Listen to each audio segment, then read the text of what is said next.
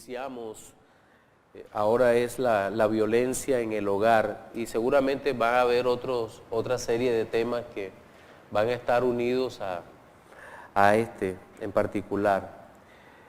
Y la violencia en el hogar es uno de los temas actuales que más impacta. A veces es denominado también violencia intrafamiliar. Seguramente en los noticieros vemos continuamente el título violencia intrafamiliar. Y tal vez la razón principal por la cual hoy se hable tanto sobre esto es porque es más visible.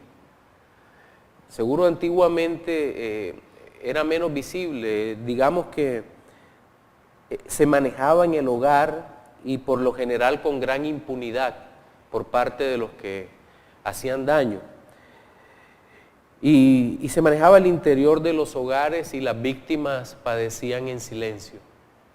No era tan notorio como hoy, no había tantas leyes, en fin.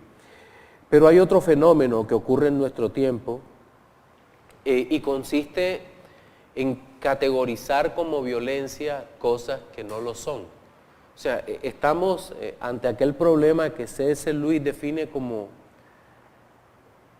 tratar un error con el error contrario.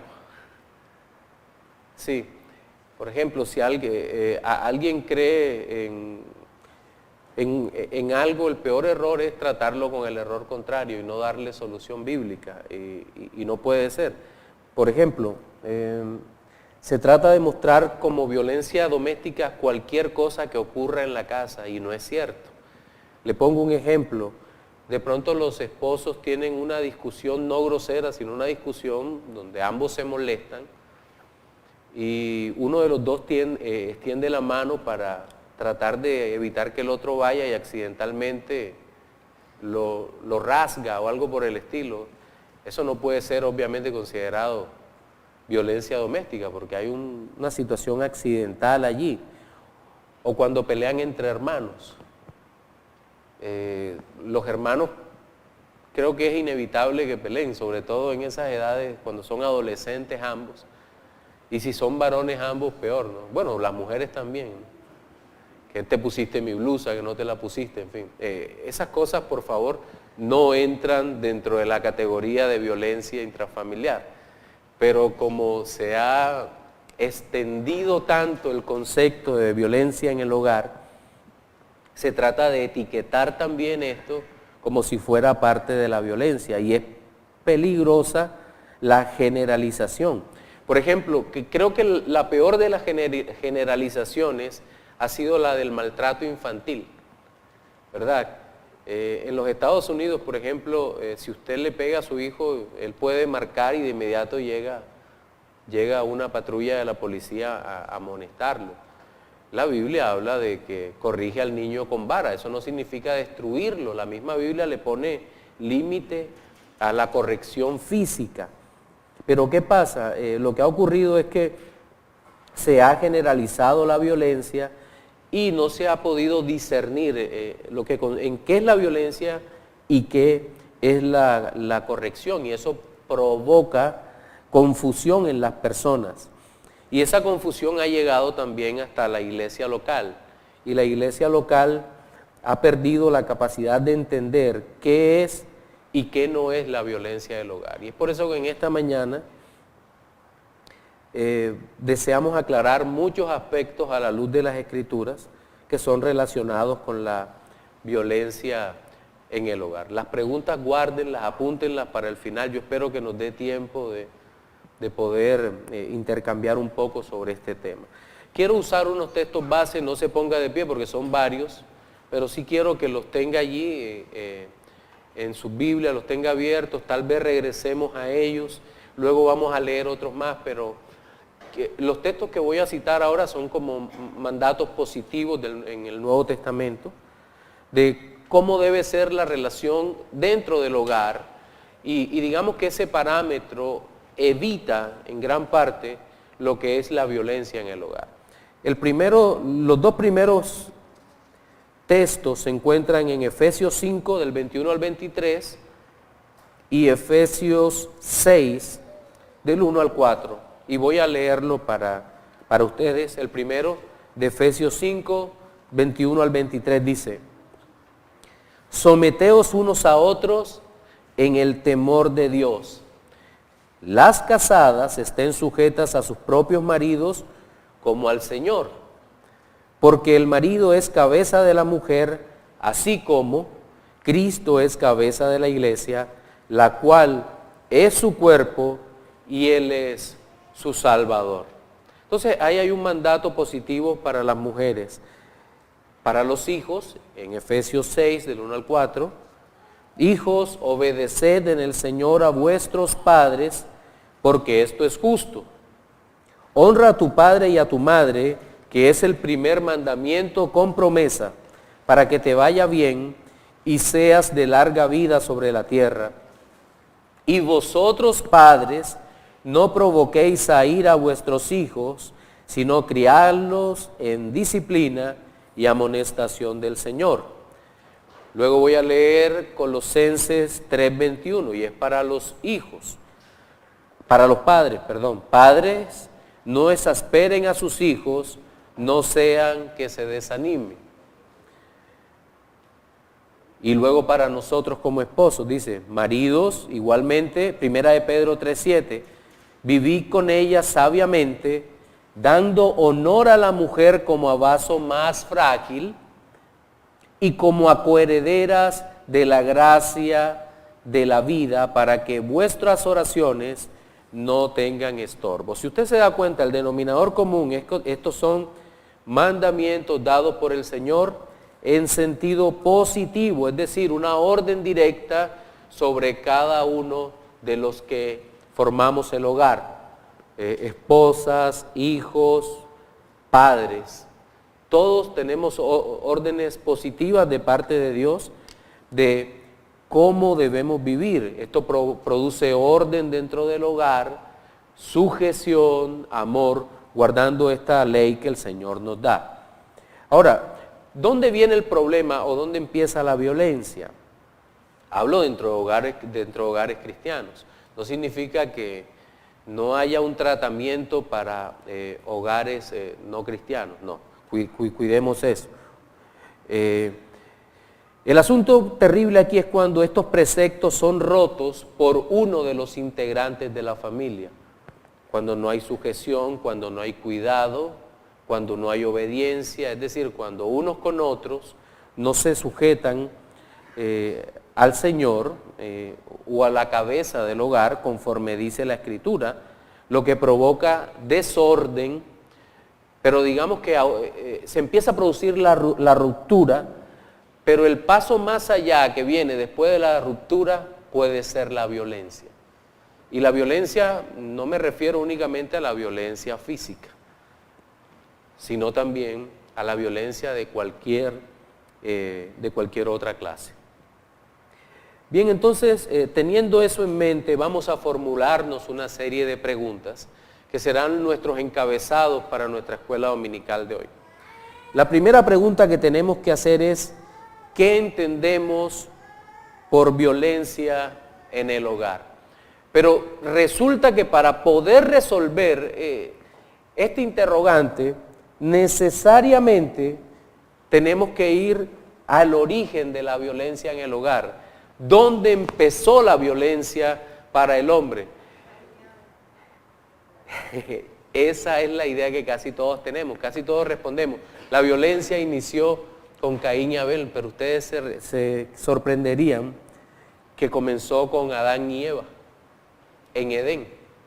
De hecho, Génesis 3, del 9 al 12, voy a leerlo para ustedes y seguramente va a salir esa expresión tan coloquial en nosotros.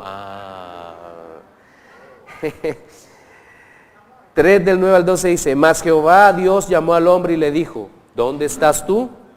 Y él respondió: oí tu voz en el huerto y tuve miedo, porque estaba desnudo y me escondí. Y Dios le dijo: ¿quién te enseñó que estabas desnudo? ¿Has comido del árbol que yo te mandé no comieses?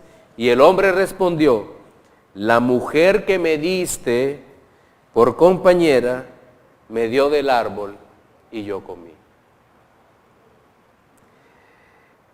¿Qué podemos resaltar acá? Lo primero que vemos es una clara manifestación de violencia como respuesta a la ruptura. Hay algo que Dios aborrece, hay un repudio de parte de Adán, pues Adán no había asumido su rol de cabeza federal o pactual. ¿Y cuál fue el resultado de no asumir aquel rol? Pues él no deseaba tener más a su compañera a su lado.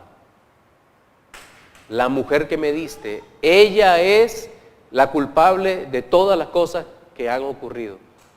¿Eso es violencia? Claro que es violencia. La mujer no había hecho bien, la mujer había hecho mal, pero la solución no era el abandono. Todo aquel fracaso que había sufrido la humanidad no le daba derecho a Adán de simplemente culpar a su compañera por lo que había ocurrido. Y ahí empieza un claro rechazo que destruye el tejido matrimonial, que afecta profundamente el corazón, en este caso de la mujer, aunque ya se había afectado toda la relación por el pecado de Adán. Entonces aquí, pero vemos una reacción violenta después de la ruptura. Posteriormente, era inevitable, ya la muerte había entrado. Me gusta algo que dice Sproul sobre este punto. Dios detuvo la muerte física, porque lo que Dios merecía, lo que el hombre merecía en ese momento, era la muerte absoluta. No, casi siempre pensamos que ocurrió la muerte espiritual, que efectivamente ocurrió, pero Dios ha podido inmediatamente cortar al hombre porque era la paga del pecado, la muerte. Ahora bien, la muerte, el hombre se enfrentaría cara a cara con la muerte física ya con Caín y Abel. Violencia física en el hogar. Y ya vendría entre dos hermanos. Uno de los dos se siente afectado por la piedad de su hermano. Caín se siente afectado por la piedad de su hermano. Y la decisión consciente que toma es la de darle muerte a su hermano.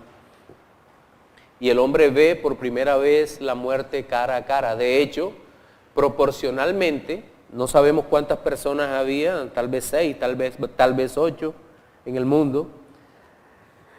Pero el hecho es que Caín sería proporcionalmente el peor genocida de la historia, proporcionalmente hablando, por la cantidad proporcional de personas que mató. Y luego de Caín y Abel aparece Lamec y su decidida apologética a la violencia. ¿Se acuerdan del cántico de Lamec? Si Caín mató a uno, pues yo mato más, en fin. Y hace una clara demostración de que el hombre estaba abrazando la violencia en su alma. ¿Y qué más podemos decir? Bueno, esto nota lo disfuncional, lo totalmente disfuncional de una familia, pero una familia familias que acudían a la violencia. Y más adelante nos vamos a encontrar con el caso de Isaac con sus 2 hijos, y cómo Rebeca amaría más a Jacob, mientras que Isaac amaba a Esaú, y los 2 hermanos se odiaban entre sí.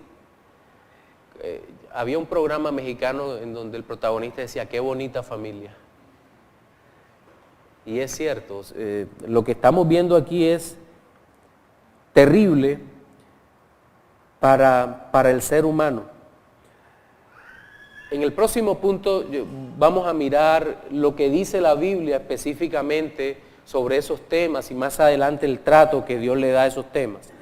Pero en la actualidad la violencia en el hogar o violencia intrafamiliar se trata, como les decía, con demasiadas generalizaciones. Voy a citar una definición de lo que significa violencia intrafamiliar tomada de la página de la Defensoría del Pueblo de nuestro país, Colombia. Dice, se entiende por violencia intrafamiliar todo acto de violencia física, verbal o psicológico que se comete por uno o más miembros de la familia contra uno o más miembros de dicha unidad familiar. ¿Qué se entiende por violencia física? Todo acto en el que se usa la fuerza contra una o varias personas que le ocasionan cualquier tipo de daño en su integridad física. ¿Qué se entiende por violencia verbal? Todo acto que causa un daño emocional o psicológico, ¿cómo se manifiesta la violencia verbal? A través de gritos, ofensas, menosprecio, amenaza, intimidación, humillación, manipulación, burla y agravio. Todas estas categorías son demasiado generales. Es decir, cualquier cosa cabe allí y se pierde la precisión en tratar un asunto tan serio. Y es por eso que necesitamos como creyentes acudir a la Escritura para ser un poco más precisos. Ahora, la Biblia no es un manual que nos describa con absoluta precisión cómo se debe categorizar cada una de estas cosas. No, digamos que esto es más causístico, es decir, cada caso debe revisarse por separado. Y eso nos lleva entonces a nuestra segunda pregunta. ¿Qué dice la Biblia sobre la violencia en el hogar? Ya en el capítulo anterior vimos su origen, hemos tratado de definirlo y podríamos decir que más o menos tenemos claro de dónde proviene la violencia en el hogar. Proviene del primer pecado, ¿verdad? Y eso pasaría a todos nosotros. Pero la Biblia, ¿qué dice sobre la violencia en el hogar? Creo que la Biblia nos da abundantes ejemplos sobre este tema. Y el primero que quiero tocar, no significa que sea el primero, ya hemos hablado de Adán y Eva, de Caín y Abel, y seguramente hay otros. Pero el primero en donde se marca una conducta, un comportamiento claro, en donde hay una violencia terrible en toda la familia, es la familia de José, hijo de Jacob. ¿Se acuerdan? Esta no era una familia que fuera para nada un modelo de bondad y de amor. De hecho, la poligamia de Jacob, con sus 4 esposas, había llevado a que se produjesen una serie de conflictos terribles en aquel hogar. Estaban las 2 hermanas una contra la otra, porque obviamente ambas reclamaban la atención del marido, y luego las siervas de esas hermanas también habían entrado ahí. Ahora imagínense esto, 4 mujeres que tienen hijos del mismo hombre, viviendo bajo el mismo techo. Eso es bastante cercano al infierno.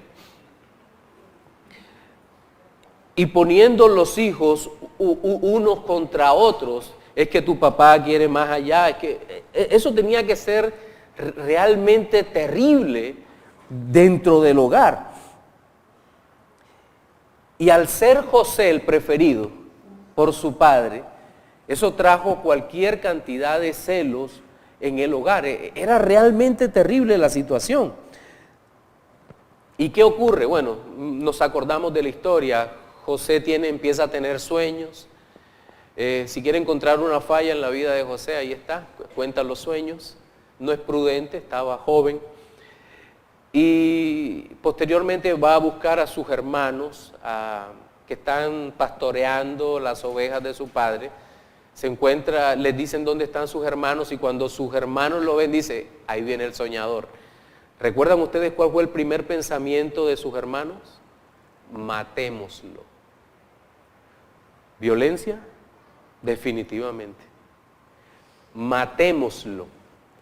Y empiezan a planificar, y creo que es Rubén el que lo salva, el mayor. Dice, no le hagan daño al joven.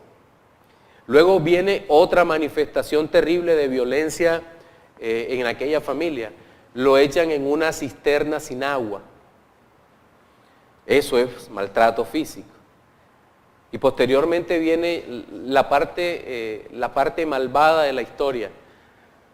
Lo toman y lo venden a unos mercaderes que a su vez lo venden a Egipto al capitán de la guardia. Dios tiene todo bajo control, en su gobierno soberano, en su providencia, pero eso no nos puede apartar del pecado que estaban cometiendo sus propios hermanos con José. Y aquí vemos una de las acciones más terriblemente violentas dentro de toda la Escritura. ¿Cuáles serían las consecuencias? El dolor del padre, el dolor de un hijo vendido que pasa muchos años en la cárcel, después por un delito que no comete. En fin, eso es lo que encontramos en esa descripción de la familia. Y no era porque fuera una familia primitiva, porque de ser así no encontraríamos tantas noticias relacionadas con la violencia intrafamiliar en los diarios y en los noticieros hoy en día, ¿verdad? Pero, ¿qué hizo el Señor para detener o para frenar este tipo de violencia? Más allá de la providencia restauradora del Señor, que maravillosamente observamos que Judá, que propone la venta de José, posteriormente se ofrece como mediador y para quedarse por su hermano Benjamín.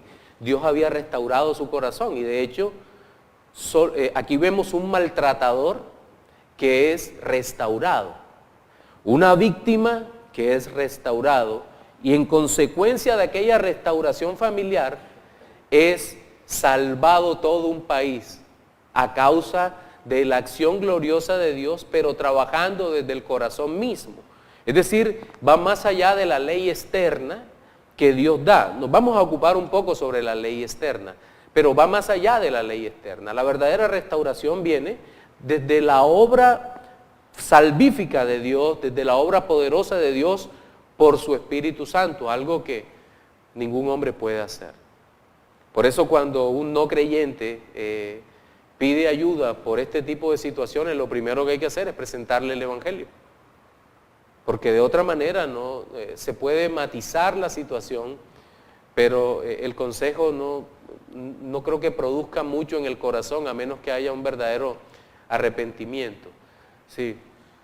Hay algunas ciencias que gracias a Dios están allí y ayudan a matizar situaciones que no son tan extremadamente graves, pero situaciones de este tipo, como los que aparecen aquí descritos, solo es posible por el poder, la gracia del Espíritu de Dios obrando en el alma. Pero ¿qué hacía el Señor para frenar la violencia en el hogar en el Antiguo Testamento? Pues, contrario a lo que planteaba el hereje Marción, que decía que el Dios del Antiguo Testamento era un Dios malvado, terrible, que no amaba, que era contrario al Dios del Nuevo Testamento, que sí era amoroso. En fin, entonces habría que preguntarle a aquel hereje Marción de Sirope si acaso el que dio las leyes para ayudar a los esclavos era, ¿quién era? Porque todas las leyes de protección para la mujer, el matrimonio, los esclavos y demás, fue dada justamente por Dios, por el único Dios en el Antiguo Testamento. Pero veamos y permítanme leer para ustedes algunos textos que nos permiten ver el cuidado especial de Dios sobre su pueblo. Mire, el cuidado que Dios tenía y que siempre ha tenido sobre la parte más débil de la relación matrimonial, sobre la mujer. Dice, cuando alguno tomare mujer y después de haberse llegado a ella le aborreciere y le atribuyere faltas que dan que hablar y dijere, a esta mujer tomé y me llegué a ella y no la hallé virgen, entonces el padre de la joven y su madre tomarán y sacarán las señales de la virginidad de la doncella a los ancianos de la ciudad en la puerta, y dirá el padre de la joven a los ancianos, yo di mi hija a este hombre por mujer y él la aborrece. Y he aquí, él le atribuye faltas que dan que hablar diciendo, no he hallado virgen a tu hija, pero ved aquí las señales de la virginidad de mi hija, y extenderán la vestidura delante de los ancianos de la ciudad. Entonces los ancianos de la ciudad tomarán al hombre y lo castigarán, y le multarán en 100 piezas de plata, las cuales darán al padre de la joven, por cuanto esparció mala fama sobre una virgen de Israel, y la tendrá por mujer, y no podrá despedirla en todos sus días. Miren, había un cuidado muy especial si aquel hombre pronunciaba una falsa acusación contra una mujer justa de los hijos de Israel. Pero dice más el texto, dice: pero si resultare ser verdad que no se halló virginidad en la joven, entonces la sacarán a la puerta de la casa de su padre y la apedrearán los hombres de la ciudad, y morirá, por cuanto hizo vileza en Israel, fornicando en casa de su padre. Así quitarás el mal en medio de ti. Esto era también una protección contra la pureza que en aquel tiempo se acostumbraba en Israel. También había protecciones muy específicas para evitar la ruptura por cualquier razón. Deuteronomio 24, del 1 al 5, por ejemplo, dice: cuando alguno tomare mujer y se casare con ella, si no le agradare por haber hallado en ella alguna cosa indecente, le escribirá carta de divorcio y se la entregará en su mano y la despedirá de su casa. Es decir, cuando los maridos se aburrían por cualquier cosa de la mujer, tenían que sentarse cuidadosamente a redactar una carta. Aquí no es por fornicación ni por ninguno de estos puntos, sino que por ejemplo, que ya no le gustaba cómo se veía acabada de levantar. Decía, pero yo como que me casé y es feita. Entonces se tenía que sentar a redactar una carta cuidadosamente: yo me voy a divorciar porque tú eres feita. Y le tenía que entregar la carta en la mano a la mujer. Claro, estoy exagerando el asunto, obviamente. Pero tenía que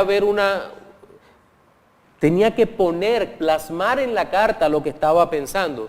Eso llevaba a la reflexión. Y más de un repudio se evitaba en ese momento. Y salida de su casa podrá ir, era libre, y casarse con otro hombre. Pero si la aborreciere este último y le escribiere carta de divorcio y se la entregare en su mano y la despidiere de su casa, o si hubiere muerto el postrer hombre que la tomó por mujer, no podrá su primer marido que la despidió volverla a tomar para que sea su mujer después que fue envilecida, porque es abominación delante de Jehová, y no has de pervertir la tierra que Jehová tu Dios te da por heredad. Había una protección grande para que no regresara aquel que la había repudiado. De tal manera que si se divorciaba una vez y para siempre. Tenía el hombre que pensar lo que iba a hacer. ¿Qué voy a hacer? Voy a dejar a mi esposa. Yo creo que este tipo de reflexión falta hoy en día. La ley facilita mucho el tema del repudio, que es una forma muchas veces de maltrato. Y lastimosamente esto como que hace carrera. Creo que hasta en una notaría creo que es fácil hacer un divorcio en muy poco tiempo. Y creo que lo que más abunda en el divorcio, después que han peleado, después que se ha roto todo esto, es la famosa incompatibilidad de caracteres. Y eso es bastante difícil. No, pero fíjense cómo hay una protección para que la ruptura no lleve a peores situaciones. Pero la Biblia no solamente habla de esto, sino que hay unas leyes para proteger a los esclavos y los siervos. Acompáñenme en Éxodo 21. Éxodo 21. Voy a leer rápidamente algunos textos. Aquí están las leyes contra la esclavitud. Éxodo 21 del 1 al 11 inicialmente dice: estas son las leyes que le propondrás. Si comprares siervo hebreos, 6 años servirás, mas el 7º saldrá libre de balde, es decir, sin nada, pero era libre al 7º año. La esclavitud no era perpetua, de tal manera que esa carga pesada se evitaba. El siervo, por lo general, entraba a formar parte de la familia, y aquí se estaba protegiendo al más débil de toda la familia, es decir, aquel que no tenía derechos. Dios le estaba dando, por su gracia común, le estaba dando verdaderos derechos. Si entró solo, solo saldrá. Si tenía mujer, saldrá él y su mujer con él. Si su amo le hubiere dado mujer y ella le diere hijos o hijas, la mujer y sus hijos serán de su amo y él saldrá solo. Y si el siervo dijere: yo amo a mi señor, a mi mujer y a mis hijos, no saldré libre, entonces su amo lo llevará ante los jueces y le hará estar junto a la puerta o al poste, y su amo le horadará, le romperá la oreja con una lesna, con algo filoso, y será su siervo para siempre. Y cuando alguno vendiere a su hija por sierva, no saldrá ella como suelen salir los siervos. Si no agradare a su señor, por lo cual no la tomó por esposa, se le permitirá que se rescate y no la podrá vender a pueblo extraño cuando la desechare. Mas si la hubiere desposado con su hijo, hará con ella según la costumbre de las hijas. Si tomare para él otra mujer, no disminuirá su alimento, ni su vestido, ni el deber conyugal. Y si ninguna de estas 3 cosas le hiciere, ella saldrá de gracia sin dinero. Bien, más adelante en el 20 dice: si alguno hiriere a su siervo, mire esta protección para los más débiles de la familia, a su siervo o a su sierva con palo y muriere bajo su mano, será castigado. Mas si sobreviviere por 1 día o 2, no será castigado. Porque en Éxodo 21, 26 y 27 también dice: si alguno hiriere el ojo de su siervo o el ojo de su sierva y lo dañare, le dará libertad por razón de su ojo. Y si hiciere saltar un diente de su siervo o un diente de su sierva, por su diente le dejará ir libre. El maltrato contra los siervos, contra los más débiles, estaba totalmente prohibido en la ley. Había esclavitud en todas las naciones antiguas, pero solo Israel tenía una legislación tan seria para proteger de la violencia a los siervos que eran llevados a las casas. Pero entonces ya hemos visto lo que la Biblia dice con relación a la violencia, pero ¿qué solución podemos ofrecer desde la iglesia a las personas que hoy en día sufren violencia en el hogar? Bien, si usted ve las estadísticas sobre violencia familiar, hoy en día son alarmantes. ¿Y usted cree que las iglesias locales estamos exentos de eso? No. Las iglesias locales no están exentas de algún tipo de violencia familiar. Y es por eso que siempre hay que tomar medidas muy particulares, aún dentro de la iglesia, sobre estos temas. ¿Cómo tratamos esto? Bueno, hay varias formas, pero en la mayoría de los autores que he consultado están de acuerdo en seguir una serie de pasos. En primer lugar, se habla de un resguardo inmediato de la víctima. Recuerden que una persona que ha sido golpeada debe ser tratada inmediatamente porque ha sido lastimada y protegida del abusador, porque no sabemos hasta qué punto llegue el maltrato de esa persona que le está haciendo daño a la otra. es un craso error y ha sido un error común en muchas iglesias, decir no, sobre todo a las mujeres, no soporta, ora, espera, y el hombre sigue maltratando.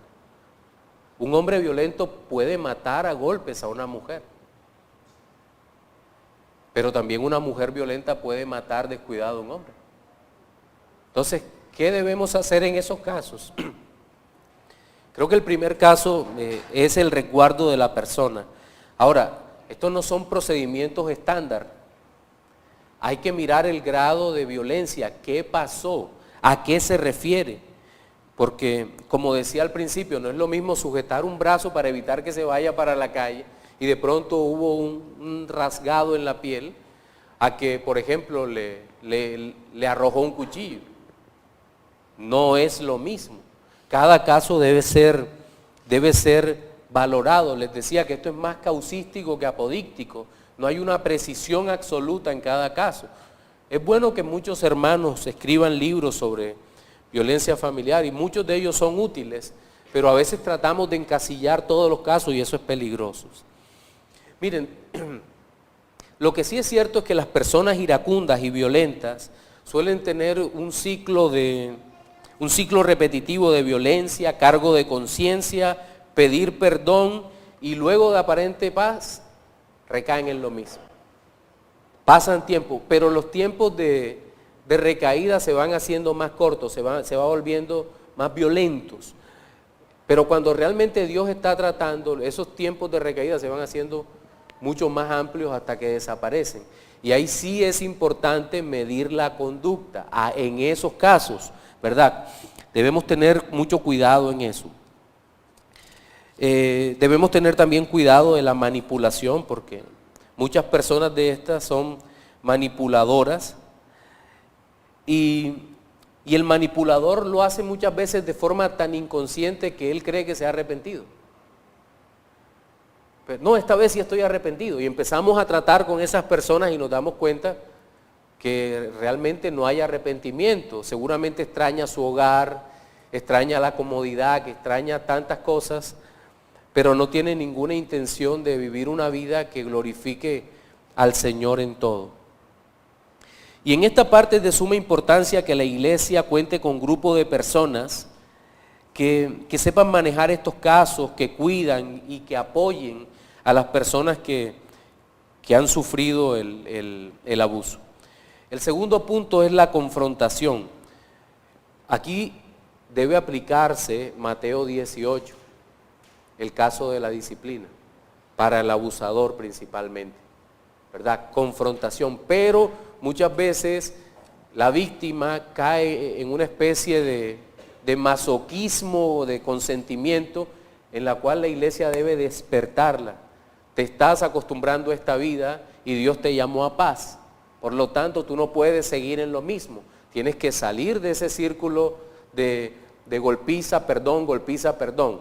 Y eso también sería un pecado. Entonces, muchas veces las víctimas son realmente sufrientes y hay que ayudarla la mayoría de las veces. Pero cuando caen en esto hay que despertarlo porque es otro pecado también. Y a la persona que maltrata, pues la disciplina es el primer punto, obviamente la confrontación directa.